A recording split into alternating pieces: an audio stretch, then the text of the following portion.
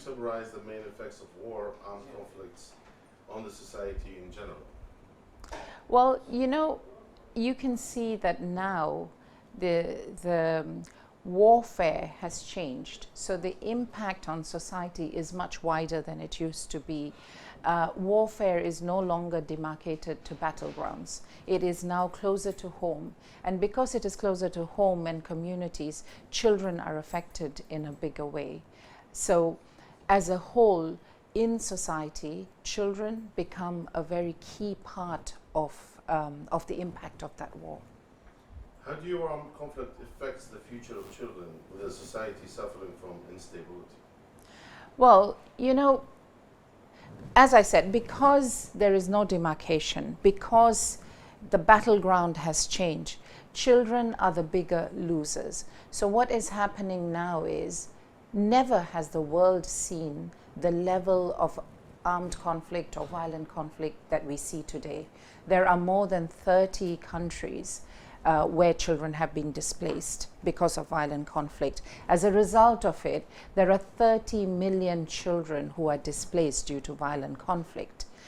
When children are displaced, it means that they actually lose access to services, which then have an effect on their growth, their development, and their ability to grow and thrive. How do you understand fears that are specific to conflict generation, and how does conflict generation affect the general society? So, when you have a generation of children growing up in conflict, it means they are at various ages, various stages of their lives, and because the conflict is chronic, because it is such a long it goes over such a long time, it has an impact on the child for a longer term. This means children lose access to schools. They're living in constant fear, constant trauma, the psychological stress, because it's not like they know where it is coming from. It's right there anytime. So this is a generation that grows up in that constant fear, worry, trauma. And such a generation, what we need to do with them is plan with them and follow the process from childhood to adolescence to adulthood. Give them their voices. So in UNICEF, this is what we try to do.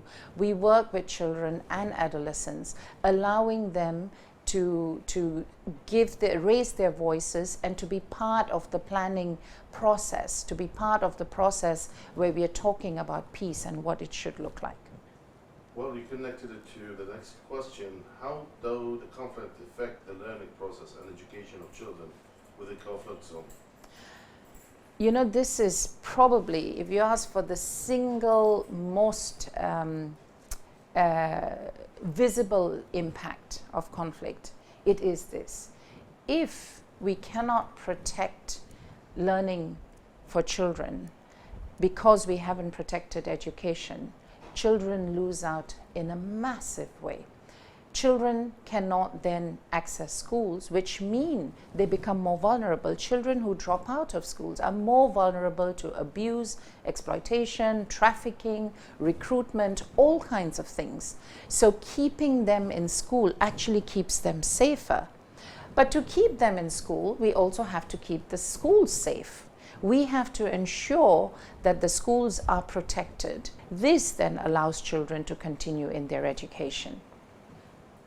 What's the main characteriser of society that you have just come out from armed conflict, and how do you describe their social cohesion? I think when you look at a society that has successfully come out of armed conflict, the one thing that you see in the center is promotion of social cohesion and peace building. In UNICEF, we work in various countries trying to do that, but we do it at the community level. We work with the community, we work with the different communities who are part of the conflict, we work with the host community versus those who are displaced, and we keep children as the center of this work. So it hinges around services we provide for children, services within the community, and then the voices of children and adolescents. When children and adolescents and young people can actually speak up and contribute to that process of social cohesion, it is the next generation. So they take it further. It's a generation that can take peace, forgiveness further down. What are the common effects, specifically on children who are subject to abuse within areas of conflict, armed conflicts? You know, it's complicated. It's not a simple one thing happens to all. Each child reacts differently. Each child is affected differently, because it could, like I said in right at the beginning of this interview, that the battleground is not demarcated anymore. It's come closer to home.